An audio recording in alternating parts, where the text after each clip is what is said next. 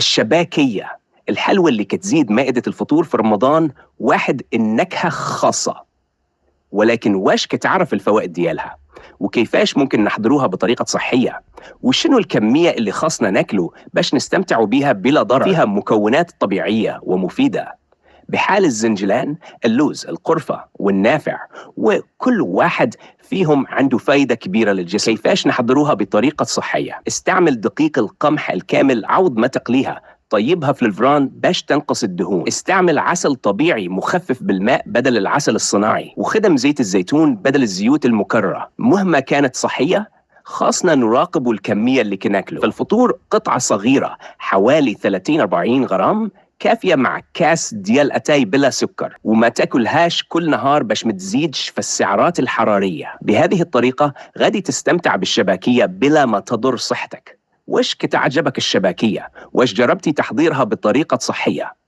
كتب لينا في التعليقات.